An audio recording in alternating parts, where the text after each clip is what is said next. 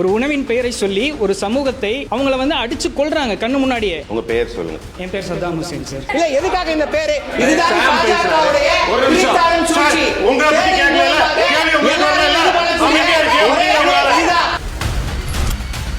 பாஜக 10-11 ஆண்டுகள்ல எத்தனை இஸ்லாமியர்கள் விரட்டப்பட்டார்கள் இங்கன்னு சொல்லுங்க, ஒரு ஆளை சொல்லுங்க பார்க்கலாம். பீஃப் வச்சிருக்காங்க, மாட்டுக்கறியை வைத்திருக்கிறார்கள் சொல்லி இஸ்லாமியர்களை கும்பல் படுகொலை செய்யக்கூடிய அவலம் எங்க தமிழ்நாட்டில் நடக்குதா? ஆந்திராவில் நடக்குதா? எங்க நடக்குது? பாஜக ஆளுகிற மாநிலங்கள்ல நடக்குது. அறநிலையத்துறை எல்லாமே இந்து கோயில் தான் கண்ட்ரோல் இருக்கு. ஏன் ஒரு சர்ச்சோ ஒரு முஸ்லீம் கோயிலோ அந்த இடத்துல இல்லை? இப்போ அண்ணா ஆரம்பத்தில் ஒன்று ஆரம்பிச்சாப்ல, அது கலைஞர் கிட்ட போச்சு. கலைஞர் அதை என்ன பண்ணிட்டாப்ல, ஒரு குடும்ப அரசியலை மாத்திட்டாப்ல.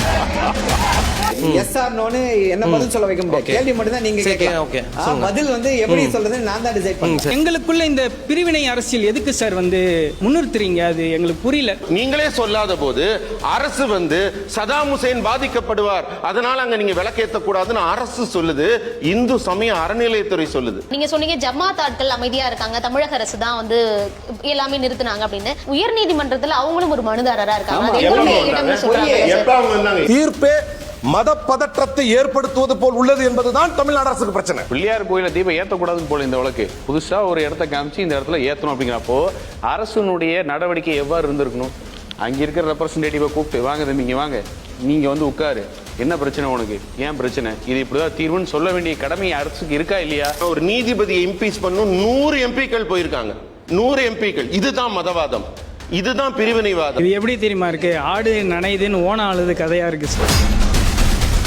தமிழ்நாடு இருமொழி கொள்கை பேசிட்டு இருக்கோம், அது ரொம்ப சக்சஸ்ஃபுல்லான மாடல் தான். ஆனால் இப்போ மும்மொழி கல்விக் கொள்கைன்னு கொண்டு வரீங்க. சரி, நாங்கள் மும்மொழி கற்றுக்கலான்னு பார்த்தா கூட உங்களுடைய சென்ட்ரல் கவர்மெண்ட் ஸ்கூல்லே வந்து தமிழ் டீச்சர்ஸ் இல்லை. அப்போ நாங்கள் எப்படி வந்து நம்பி பிஜேபியோட இந்த மும்மொழி கல்விக் கொள்கையை ஏற்றுக்க முடியும்? ஆந்திரால, கர்நாடகால, தெலுங்கானால இங்க எல்லாம் வந்து மும்மொழி கொள்கை இருக்குங்க. அந்த மாநில மொழி அழிஞ்சு போச்சா வளர்ந்துருக்கா? இங்க ஏன் இந்த மாதிரி போய் பேசுறீங்க?